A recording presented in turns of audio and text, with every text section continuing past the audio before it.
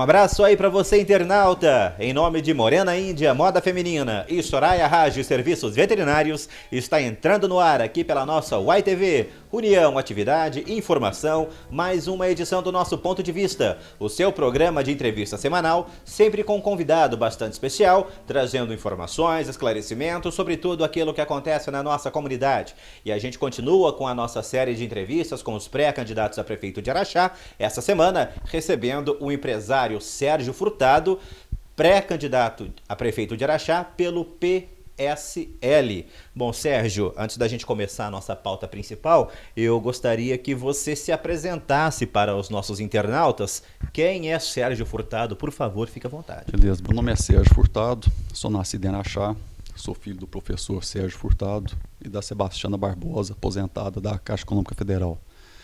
Tenho uma irmã chamada Carolina, ela mora fora hoje. Sou casado com a Alessandra Mapelli, tenho duas filhas, a Júlia com 14 anos e a Zara com 11 anos. Nasci aqui em Araxá, fui criado ali perto do mercado municipal, perto do Museu Dona Beija, e desde menino, meu sonho sempre foi ser engenheiro civil, e sempre fui muito focado com isso. E quando eu tive a oportunidade de ingressar no curso de engenharia civil, fui fazer faculdade em Ribeirão Preto no ano de 2000. E quando eu entrei no curso, eu tive um susto muito grande, porque no primeiro dia de aula, meu professor convidou todos os alunos a ir lá na frente da sala e falar o seu nome, a cidade de onde você veio, e se tinha alguém da família que atuava na área de engenharia. E por um susto que eu tive foi que dos 50 alunos da sala, eu era a única pessoa que não tinha ninguém na família que atuava no mercado. Aí acabou a apresentação, esse professor me chamou para conversar comigo, um professor de física na época, e comentou comigo, falou: "Você tem certeza que você vai fazer engenharia civil?" Eu falei: "Tem, meu sonho é ser engenheiro." Ele falou assim: "Se eu fosse você, eu pensava duas vezes, porque engenharia é um curso que é um curso muito ruim. Você vai formar hoje, como você não tem ninguém da família atuando na área, você tem grandes chances de não arrumar emprego. Você é muito novo, pensa, às vezes você muda de curso." Eu falei: "Não, professor, é meu sonho, eu tenho vontade e vou fazer." E passou o primeiro ano de engenharia, como você me falou que fez o curso também, eu assustei muito, porque tudo que eu imaginava de engenharia eu não via na faculdade.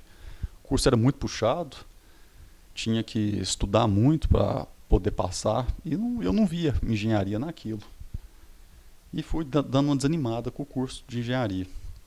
Eu lembro que depois de um ano e meio de faculdade, eu já estava bem desanimado do curso, doido para largar aquilo. Falei: "Não vou ser engenheiro, não dou conta, isso aqui não é para mim não tem nada de engenharia nisso." Eu achava que engenharia era construir as coisas, e aqui até agora eu não vi nada, só estou fazendo conta aqui, e eu acho que essas contas é para nada.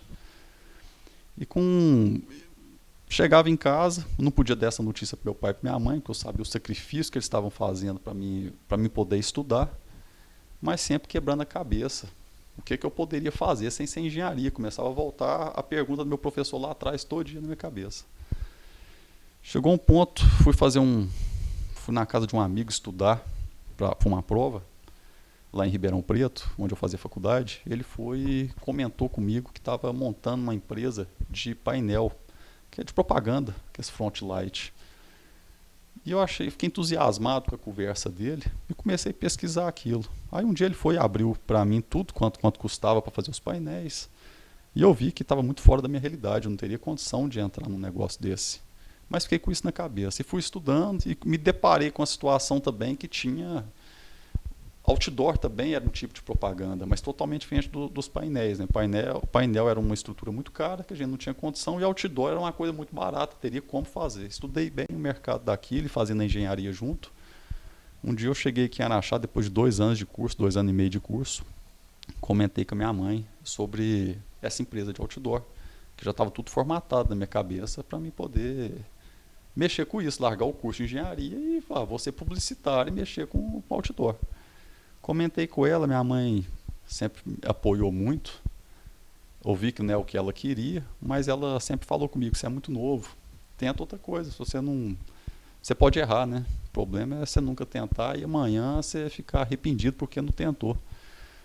Então me deu força e eu voltei, tranquei a matrícula na faculdade em Ribeirão, voltei para Araxá e montei uma empresa de outdoor aqui em Araxá. E o que eu achei interessante na época, que fui montar essa placa, foi lá na Avenida Damaso Drummond, e na hora que eu estava acabando de montar a placa, eu e mais 2 pessoas, a gente mesmo que agarrava para montar essas placas, e passou uma mulher de carro na rua e falou: essa placa é para alugar? Eu falei: é para alugar. Ela falou: tem um cartaz na minha loja, se você quiser pregar a propaganda da minha loja aqui, você pode ir lá e pegar que eu te pago o aluguel disso. Eu não tinha nem noção de preço, né? Eu lembro na época que um outdoor custava R$ 600 para você montar uma placa. E eu combinei com essa mulher R$ 150 para colocar uma veiculação de 15 dias. Então, numa conta burra, né? Na conta besta, falei: 2 locação dá R$ 300 no mês, cada 2 meses dá para montar uma placa. E era muito informal, a gente mesmo pegava para trabalhar. Eu achei que era um bom negócio, até minha mãe gostou da ideia, falou: não, desse jeito tá bom, você pode fazer mais alguma coisa, a gente consegue te ajudar mais umas 4, 5 placas.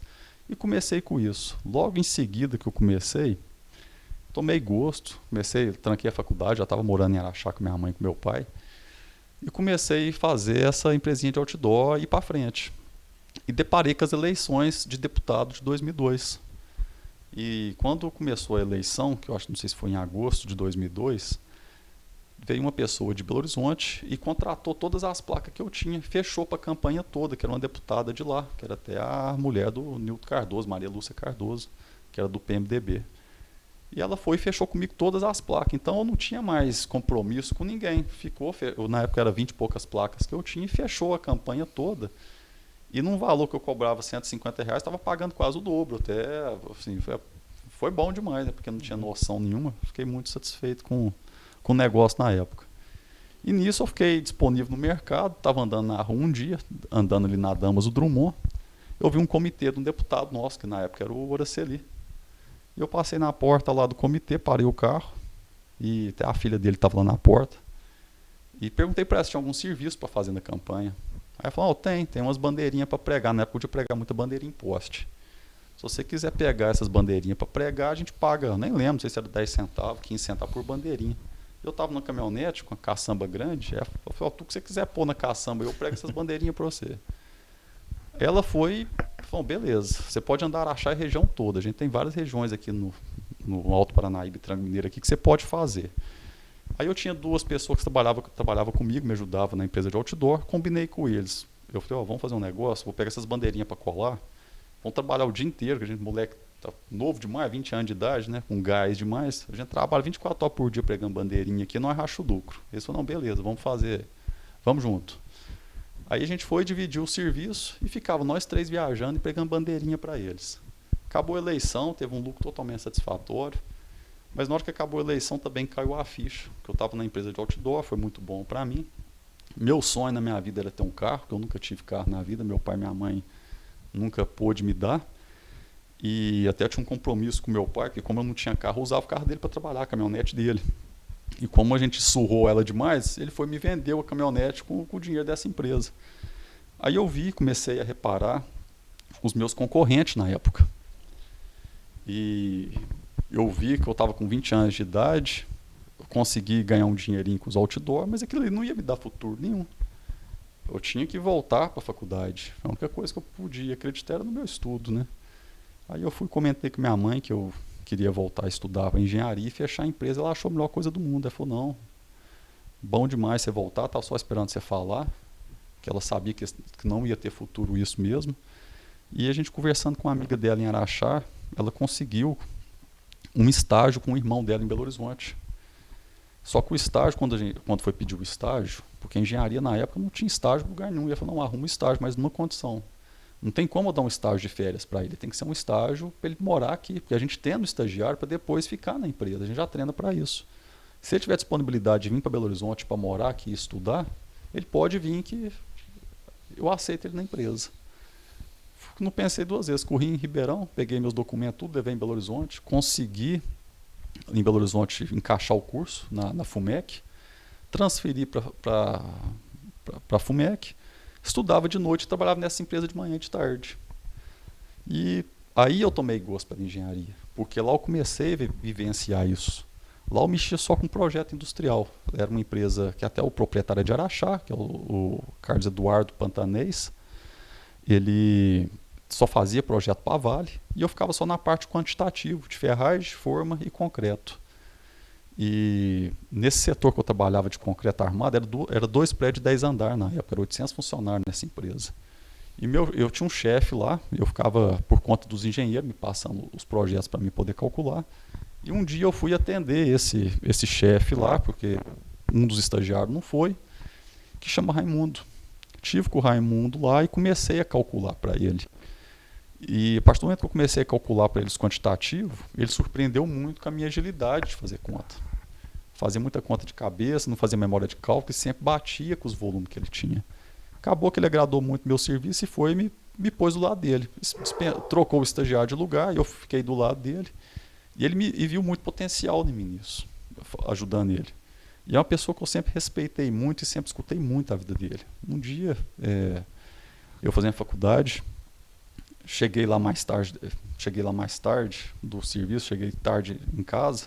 No outro dia eu acordei mais tarde, cheguei lá na empresa. E ele estava meio folgado. Ele começou a me contar a vida dele. E falou que na época ele era de uma família que tinha condição, lá em Belo Horizonte, formou, entrou no mercado de construção civil e resolveu fazer um prédio de grande porte em Belo Horizonte. E acabou que eles terminaram o prédio, entregou conforme combinado, mas ele viu que ele não tinha perfil para aquilo, que a pessoa também tem que ter perfil, não adianta você só ter a condição financeira para fazer. Ele viu que ele não dava conta de mexer com aquilo, não dava conta de gerenciar a mão de obra, não dava conta de mexer com o cliente. Ele viu o perfil dele, que ele era uma pessoa para trabalhar para os outros, não para ele produzir para ele mesmo. E em mim já havia outro potencial. Ele me via que eu tinha potencial de trabalhar por minha conta, fazendo o que ele não quis fazer. E ele sempre falava isso comigo, eu só escutava, mas sempre falava que eu falei, Raimundo, eu não tenho condição nenhuma, como é que eu vou construir prédio? Não tenho condição. Ele falou, não, volta para a sua cidade, faz uma casinha petitinha para vender lá, e você começa a observar a mão de obra. Construção civil, por mais que a pessoa tenha que ter uma visão diferenciada, você não pode errar o empreendimento, mas o que toca a construção civil é mão de obra. Então, você tendo a mão de obra boa, você começa a crescer, você vai juntando mão de obra, então hoje você tem 2 funcionários, amanhã você junta mais uma, você vai crescendo na equipe, e com isso a construção vai crescendo junto com você vai aumentando o porte das suas obras. Você tem que selecionar o pessoal. E eu fiquei com isso na cabeça. Aí um dia, semana de saco cheio, eu vim para Araxá, comentei isso com a minha mãe e com meu pai, o que ele tinha me falado. Minha mãe, como sempre, apanhou, e meu pai também, falaram para mim, não, eu acho um bom negócio. Isso aqui você não perde dinheiro com isso, você pode vir para Araxá, se você quiser fazer, a gente consegue te ajudar. A nossa ajuda é pouca, mas a gente consegue. Aí eu cheguei em Belo Horizonte um dia, sentei com o Raimundo e falei, Raimundo, eu estou pensando em fazer aquilo que você me falou. Ele falou, Sérgio, pode ir. Se não der certo, você pode voltar que eu te emprego aqui. Você pode ir despreocupado. Faltava 2 anos para acabar o curso. Aí eu já estava com a minha namorada, que é minha atual esposa hoje. Ela estava formando, voltando para Araxá também. E coincidiu. Acho que assim, não tem religião, mas eu acredito demais em Deus. E tudo foi dando certo na minha vida a partir daí. Voltei para Araxá, transferi meu curso para Uberaba. Comecei a fazer engenharia lá, morava em Araxaí, voltava todo dia no ônibus de estudante. E demorei quase 1 ano para começar a primeira casa, porque eu não sabia como é que funcionava, não sabia o local certo. Estudei bem para não poder errar o empreendimento. E escolhi um terreno lá no Veredas. Fiz a primeira casa lá. Eu lembro que quando eu fiz essa casa, faltava para acabar, faltavam 6 mil reais para terminar de acabar a casa, e o mestre de obra que fez a casa para mim, o Gaspar, até hoje a gente tem muita amizade, eu fiquei devendo ele no final da obra. Eu falei, Gaspar, nós temos que acertar com você. Ele falou, não preocupa não, nós que vender a casa a gente acerta. Mas moral da história, a gente ficou lá no Veredas, a partir do momento vendeu essa casa, acertou com ele, o Gaspar continuou com a gente. Já comprei mais outro terreno no Veredas, mais 2, quer dizer. Quando eu fui fazer a primeira casa, já vendi ela na planta, comecei a segunda. E foi muito rápido as coisas na minha vida. Isso foi em 2006. Em 2008, tinha uma rua no Veredas lá, a gente já estava fazendo 14 casas de uma vez. E começou a aparecer as oportunidades aqui em Araxá pra gente. Aí eu consegui fazer o primeiro prédio maior de grande porte, foi de frente ao Peg Pag na esquina do Colégio Atena. E a gente foi só crescendo a partir daí. Chegou em 2012, a empresa, graças a Deus, já tinha crescido muito. E com isso, Araxá acabou me travando um pouco de oportunidade, porque a gente estava querendo crescer mais e Araxá não comportava a gente. E a gente expandiu para outras cidades. A gente teve a chance de empreender em Patos, Patrocínio, São Gotardo, Rifânia, Sacramento, Iturama, Frutal, Uberlândia. Então a gente investiu muito aqui na região. E com esses investimentos que a gente fez fora, é o que me mais fez valorizar Araxá também. Porque a vida inteira a gente escuta o pessoal falando, porque Patos é melhor, Patrocínio é melhor, Uberlândia é melhor. E não é assim. Eu já estive nesses locais todos. Araxá é melhor que esses locais todos. Araxá é diferenciado, é fora da curva. Então, só tenho que agradecer Araxá. Então, eu estou entrando nessa pão na cara hoje, é por isso. Araxá, como a gente veio muito de baixo aqui, começou como qualquer um. A gente é de família simples aqui da cidade, cresceu aqui dentro. Muita gente fala que eu tenho sorte, eu já acredito que quanto mais você trabalha, mais sorte você tem. Nunca tive rede social, estou tendo agora por causa do cargo que está pleiteando, mas a vida inteira foi focado na família e trabalho. E agora eu acho que eu posso contribuir muito com a prefeitura. Não com a prefeitura, com a população da cidade. Conheço muito Araxá, empreendi em todos os cantos da cidade, então acho que eu posso ajudar muito a cidade. Bom, Sérgio, agora já entrando na nossa pauta principal, a pergunta que todo mundo realmente quer saber é a resposta. Sérgio Furtado é pré-candidato a prefeito de Araxá pelo PSL? Sim, sou pré-candidato a prefeito, sim, pelo PSL. Maravilha, Sérgio. Mas você vem aí da iniciativa privada, né, já com algum tempo de expertise nessa área da construção civil, né? E o que te levou a entrar nessa disputa de chefe de executivo aqui na cidade? Tá, só dar uma explicação rápida para isso. Que em Araxá, como eu falei, meu pai é o Sérgio, professor de física, e minha mãe é Sebastiana, que é professora e bancária. A gente veio de uma família simples, e o que meu pai e minha mãe conseguiu fazer para mim é dar estudo. E consegui estudar, formei em engenharia civil, consegui trabalhar aqui em Araxá. E com isso, que eu achei muito interessante, a partir do momento que eu comecei a empreender em Araxá, me deu chance para conhecer muito a cidade. Hoje aqui em Araxá eu empreendi em todo canto da cidade e conheci Araxá centímetro quadrado, conheço a cidade toda. E tive a chance também de empreender em várias cidades fora de Araxá. E o que eu sempre reparei que Araxá é uma cidade totalmente diferenciada, um ponto totalmente fora da curva. E Araxá, tudo que eu tenho hoje, conquistei quase tudo aqui em Araxá. Araxá foi muito bom para mim, meus clientes foram muito bons para mim. Os funcionários que eu tenho, é uma equipe de primeira. E de alguns anos para cá, desde 2016, eu já venho preparando para mudar um pouco o foco da minha vida. Não falar que eu vou parar de trabalhar, que é tão pecado. Hoje eu tenho 38 anos de idade, não poderia fazer isso comigo e com a minha família, né? Mas eu acho que com essa experiência que eu tive de empreender na cidade e conhecer a cidade, eu acho que eu posso contribuir muito com a cidade. Até para pagar essa dívida, né? Tudo que eu tenho, eu consegui aqui, eu acho que eu posso contribuir muito com isso. Poder melhorar a cidade cada vez mais. Então eu acho que eu acho que eu tenho certeza que eu posso ajudar muito. Daí então veio realmente esse desejo seu de se lançar pré-candidato. Como é que foi o apoio da família? Como é que você conversou com sua esposa, com seus pais, quando você disse, olha, vou mudar um pouquinho de foco, não vou deixar a construção, mas vou entrar na vida pública? Como é que eles aceitaram essa notícia? Na verdade, a aceitação é meio complicado, né? A gente que nunca participou da vida pública, e meu pai e minha mãe são pessoas muito conservadoras, eles nunca foram a favor, mas apoiam. Minha esposa, a mesma coisa, a família dela, a mesma coisa. Na hora que você toma uma decisão que implica na vida de todo mundo, você tem que ter esse apoio, senão você não consegue ter força para avançar. Então no início não foi bem recebido, mas depois tomou corpo e estão me apoiando. E não vou parar com a construção civil, eu estou parando com a construção civil. Que eu acho que a vida pública hoje, para você pleitear um cargo desse, que é de muita responsabilidade, você não consegue fazer duas coisas, né?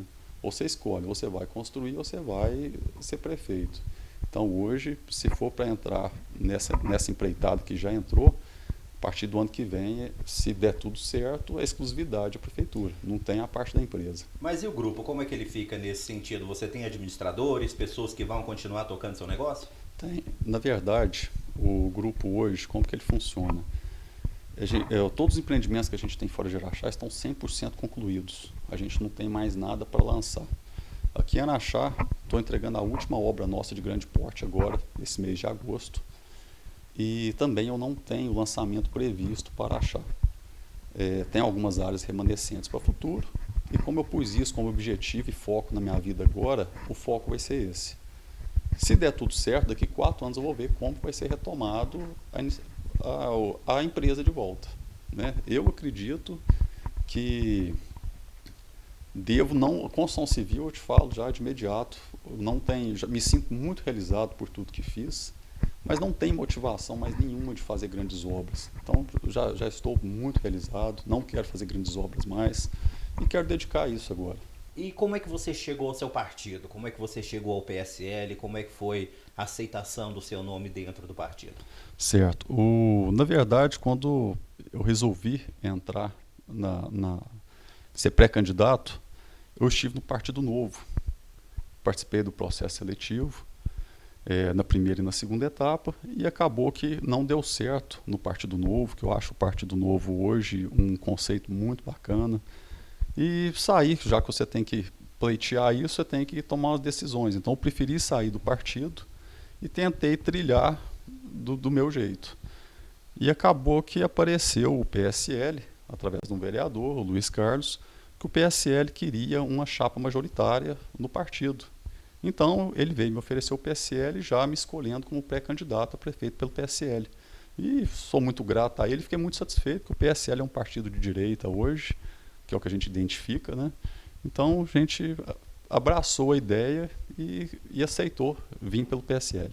Então, na verdade, vamos dizer assim, você não chegou a disputar com outro nome. Assim que você chegou, seu nome já foi aceito. Ele já veio com uma orientação, com uma indicação do Luiz Carlos. Então, em função disso aí, você já chegou, vamos dizer assim, com o nome já definido, praticamente. Isso. Maravilha. Agora, o Sérgio, como é que tá as conversas dentro do partido, no sentido de fazer coligações, enfim, também no sentido de lançar uma chapa proporcional? As convenções vão até agora, ao final do mês de agosto, né? Com essa mudança aí na legislação em função da pandemia. Como é que estão essas conversas dentro do partido atualmente? Não, o partido hoje está com a chapa completa para vereadores, né? A gente tem mais 2 partidos também caminhando com a gente, mas não tem chapa de vereadores. E a gente está conversando, está aberto a conversar com todo mundo. A questão do vice ainda não foi resolvido. A gente está com as portas abertas para conversar e vai ser resolvido na convenção. Você chegou a ser procurado por algum outro partido ou uma outra coligação para fortalecer uma chapa também, Sérgio? Nós já fomos procurados, sim, mas como a gente está bem focado nisso, fica muito difícil da gente recuar e apoiar de outra forma, né? Uhum. A escolha do vice, então, por enquanto, ela ainda está indefinida? Está indefinido. Uhum. Agora, assim que iniciada a campanha, como é que será feito aí o contato com a comunidade? A gente sabe que as redes sociais hoje têm uma força muito grande. De toda forma, aquele corpo a corpo, né? Ele ainda também é muito importante. Como é que vocês estão definindo essa questão? Então, a gente está definindo, hoje está partindo muito para redes sociais, conforme você falou, né? Que eu acho que é um jeito de você poder chegar em todo mundo. Aqui em Araxá também, o corpo a corpo, por ser uma cidade menor, é muito importante. A gente está andando na medida do possível, porque não pode ter aglomerações nem nada, mas estamos sempre conversando com alguém, procurando as pessoas para conversar. E eu acho que vai ser dessa forma. A gente espera que a pandemia agora melhore isso, né? E a gente possa reunir com mais pessoas, né? Uhum. Você está vindo da iniciativa privada, né, entrando na vida pública agora, dentre essas conversações que você tem feito com pessoas, como é que você está sentindo, como é que você sente, vamos dizer assim, as pessoas quanto à expectativa para esse gestor que vai vir agora em 2020? O que as pessoas estão querendo? Falando a grosso modo, o que as pessoas estão querendo atualmente do próximo gestor? O que eu sinto muito andando aí, as pessoas estão pedindo mais ter mais visibilidade, a gente poder olhar mais para o lado deles. Os bairros, hoje a gente está andando, a gente vê que as demandas são pequenas do que eles pedem. Eles querem, eu acho, mais transparência também. O que eles pedem, eu acho que é geral, em cenário nacional, né? E o pessoal hoje quer um gestor e uma pessoa que está no meio deles também, né? Que possa andar, que tem responsabilidade com o dinheiro público, né? Então, eu acho que esse é o que todo mundo está querendo, né? Tá certo, então, você acompanhando aqui a entrevista com o pré-candidato a prefeito de Araxá, o empresário Sérgio Furtado, pré-candidato pelo PSL, hoje nos dando o prazer da sua companhia aqui no nosso Ponto de Vista, aqui pela nossa YTV, União, Atividade e Informação, falando em nome de Soraya Rage Serviços Veterinários, o primeiro serviço médico veterinário 100% em domicílio de Araxá, consultas, vacinas e aplicações, medicamentos sempre em pronta entrega para proteger o seu melhor amigo, atendendo também animais de grande porte, com consultas, vacinas e pequenas cirurgias. Agilidade, presteza e bom atendimento também profissionais qualificados. Soraya Rage Serviços Veterinários, atendimento com hora marcada pelo WhatsApp 99870 2577. Falando também em nome de Morena Índia Moda Feminina, tudo para você mulher andar na moda gastando pouco. Roupas e acessórios em geral, você encontra na Morena Índia Moda Feminina, que divide as suas compras sem juros nos cartões Visa e Mastercard. Morena Índia Moda Feminina, na rua Calimério Guimarães, 756 no centro. Telefone 99103 4673. A gente volta aqui então com a nossa entrevista, hoje recebendo o Sérgio Furtado, pré-candidato a prefeito de Araxá, pelo PSL, falando com a gente aqui na nossa YTV, União, Atividade e Informação. Bom, Sérgio, você acompanha tudo que acontece aqui na nossa cidade, a gente sabe que Araxá hoje é um ponto fora da curva, uma cidade que mesmo com essa pandemia tem uma projeção de arrecadação aí com mais de 500 milhões de reais, de toda forma a cidade vive uma situação complicada, principalmente no que tange a empregabilidade. Eu gostaria que você fizesse uma análise de tudo isso que eu falei e dissesse como que o gestor público pode atuar no sentido de utilizar esses recursos que a cidade oferece a fim de realmente alavancar a cidade dentro de um processo de desenvolvimento. Entendi. Diogo, eu acho que um dos focos meu na política é poder fomentar a economia da cidade. Eu acho que no setor privado eu consegui fazer isso bem aqui em Araxá e onde eu entrei em qualquer outra cidade. Agora aqui em Araxá eu tenho alguns projetos, não vou falar que é projeto pessoal, mas eu acho que alguns projetos que a gente pode contribuir muito com a população. A gente tem que ter projeto de pequeno, médio e grande porte e de curto, médio e longo prazo. Então hoje a gente esbarrou nessa pandemia aí que a gente viu que deu uma arrebentada em todo o desenvolvimento que estava começando a crescer de novo, né? A gente estava com uma perspectiva muito boa, veio a pandemia e travou tudo. Então agora o que a gente pensa? Eu e o grupo que a gente está conversando e está caminhando junto. Eu acho que aqui em Araxá hoje, pela arrecadação que a gente consegue fazer alguns empreendimentos que possa melhorar muito isso. Eu fico no meu escritório o dia inteiro, sentado lá, trabalhando, e era 4, 5 pessoas por dia que vai lá me pedir emprego. Então isso começa a mexer com a gente. E eu fico vendo hoje, caso a gente consiga chegar à prefeitura, o que eu acho mais importante, um investimento a curto prazo, que eu acho que dá para dar uma melhorada na economia da cidade hoje, é a parte de a gente poder patrocinar alguns eventos. Aqui em Araxá hoje, se você tiver a prefeitura, vamos falar em números, se você pegar hoje de uma arrecadação de Araxá, você destinar 2 a 3 milhões de reais no ano para você investir em qualquer projeto de cultural, que seja turismo de negócio a gente já tem, com as mineradoras, com as empresas que tem aqui, ou então com o turismo esportivo, ou tanto o turismo cultural. Então, se você investir isso, em Araxá tiver um evento de grande porte por mês, a gente começar um evento, vamos trabalhar toda quinta, sexta e sábado, investir esse dinheiro. Então, a gente vai patrocinar um evento de grande porte por mês e virar calendário anual nosso, todo ano ter esse tipo de evento, você já começa a melhorar bem a economia da cidade. Você consegue hoje, a partir do momento que os eventos começam a trazer gente, fora o povo gasta na cidade, você fortalece o comércio, fortalece os restaurantes, fortalece a hotelaria. Isso gera muito emprego. A partir do momento que você mexe com a parte cultural, a gente vê os artistas hoje, o tanto que estão desamparados, que não estão podendo trabalhar. Você consegue fomentar essa economia, você consegue a pessoa que monta os palcos, a pessoa que limpa o local, a segurança. Então, é muita gente envolvida com pouco dinheiro. E eu tenho tudo no meu negócio hoje, a gente trabalha tudo em cima de projeto. O projeto tem que ter viabilidade. Então, eu tenho certeza, se a prefeitura destinar qualquer patrocínio a qualquer evento, esse dinheiro é convertido para a população e volta aos cofres públicos. Então, o que a gente pensa é fazer isso. Agora, projetos de médio e longo prazo, que é o que a gente vai mais correr atrás, porque a gente pensa no futuro da cidade, a gente vai fomentar muita economia em cima da parte agrícola. Araxá é uma região totalmente diferenciada, uma coisa que eu já venho estudando há algum tempo e vendo como que funciona, que Araxá, para você ter ideia hoje, Araxá está numa região muito estratégica. O Araxá no centro, se você pegar um compasso e fazer um raio de 100 km em volta de Araxá, que a gente está aqui no Alto Paranaíba, as terras mais caras e produtivas do Brasil estão no raio de 100 km de Araxá. A gente tem hoje 120 mil hectares irrigados nessa região. E Araxá tem uma vantagem, Araxá tem estrutura e não tem terra para produzir. A gente tem 14 municípios em volta de Araxá que tem terras e não tem estrutura. Então, o que a gente quer fazer? Uma parceria com esses municípios e fazer as agroindústrias aqui em Araxá. Indústria de grande porte, médio e pequeno porte. E para poder fomentar essa economia. Então, tudo que for produzido, a parte de HF aqui nessa região, que é hortifruti granjeiro, ser beneficiado em Araxá. Araxá a gente consegue fornecer mão de obra, a gente consegue fornecer curso técnico se precisar.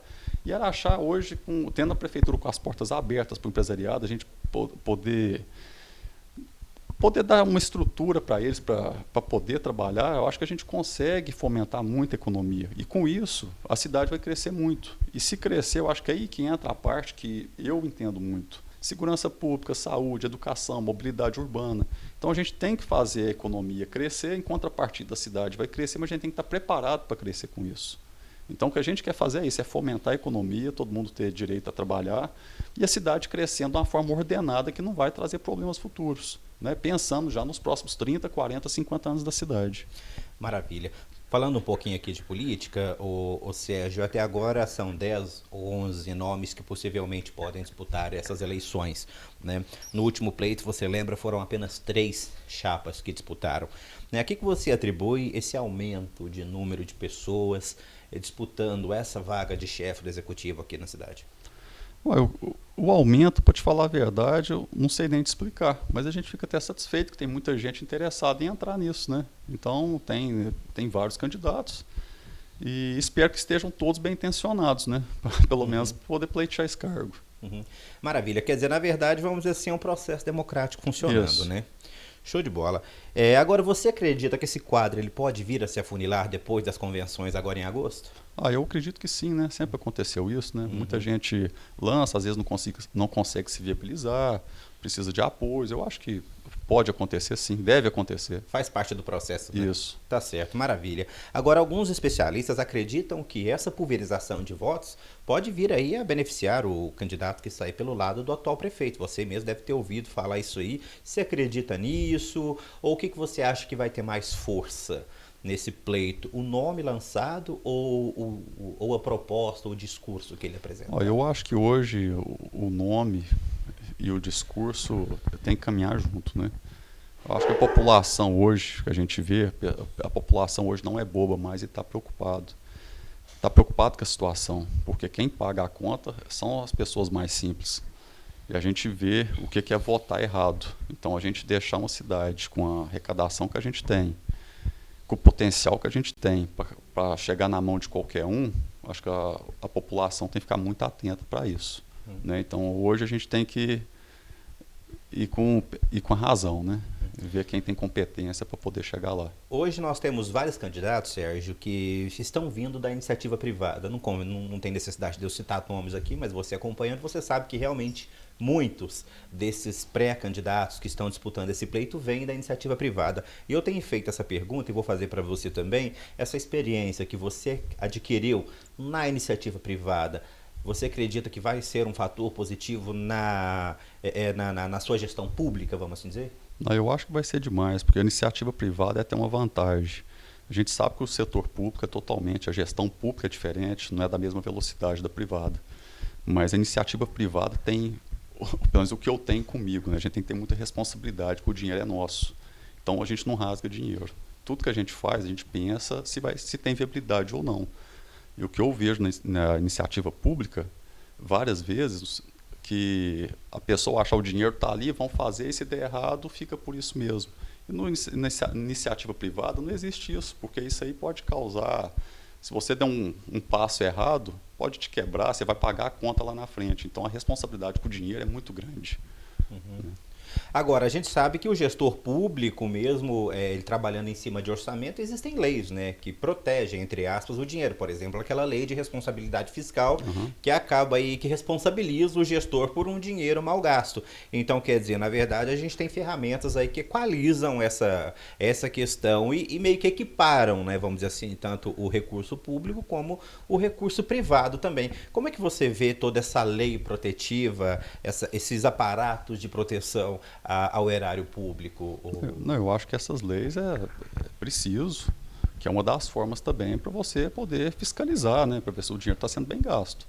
Mas o que a gente vê, não estou falando de Araxá não, em âmbito nacional, tem muito dinheiro mal gasto. A gente vê a transposição de São Francisco, que tem lei para aquilo e orçaram um valor X, ficou Y. Né? Então, mesmo assim, depois que você entra num projeto que não dá certo, você tem que terminar. Isso acontece. Mas no nosso caso, a gente quer ver se todos os projetos têm viabilidade. Se não tiver viabilidade, não compensa você fazer, por mais que tenha uma lei que te ampara. Né? Maravilha. Olha, hoje a gente recebe aqui então no nosso ponto de vista, né, o empresário Sérgio Furtado, falando então da sua pré-candidatura a prefeito de Araxá, em nome aqui de Morena Índia Moda Feminina. Tudo para você, mulher, andar na moda gastando muito pouco. Roupas e acessórios em geral, você encontra na Morena Índia Moda Feminina, que divide as suas compras nos cartões Visa e também Mastercard. Morena Índia Moda Feminina, Rua Calimério Guimarães, 756 no centro, com telefone 99103-4673.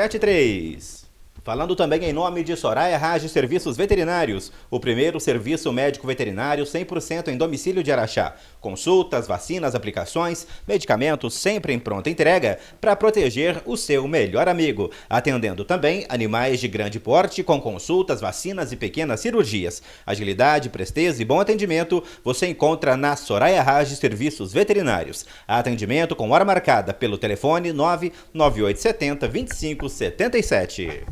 E a gente volta aqui então com a nossa entrevista com o empresário Sérgio Furtado, falando da sua pré-candidatura a prefeito de Araxá. Bom, Sérgio, vamos falar um pouquinho de Câmara Municipal, né?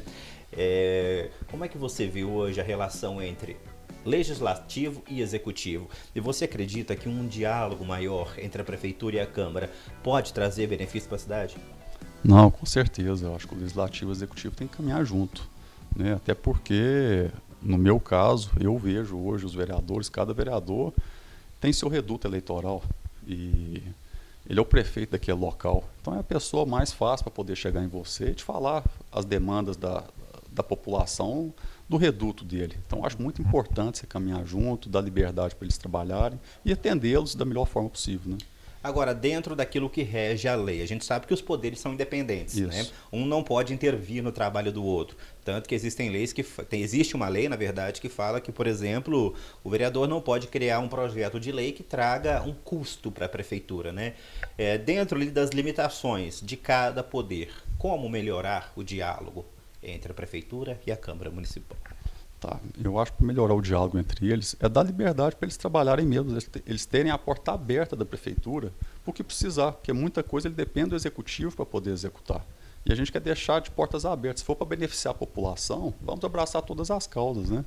Agora, se for um fator isolado, infelizmente não tem como apoiar, né? Mas a gente vê a turma que está na Câmara hoje ali, tá todo mundo, eu acredito, está todo mundo pensando nisso, em poder ajudar, né? Todo mundo empenhado em realmente desenvolver o seu papel, né? Eu acho que é o certo, né? Maravilha. Agora, nós tivemos um projeto muito polêmico, né, que você deve ter acompanhado aí, que foi quanto àquele aumento de salário dos vereadores, que aumentou os ganhos aí dos atuais 9.500, salvo engano, para R$ 12.500 para a próxima legislatura.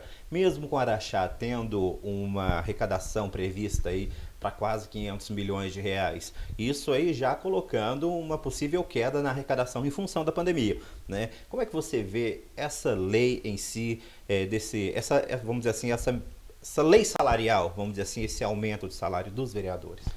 Isso aí, em termos de salário, é uma coisa muito complicada a gente entrar no mérito disso.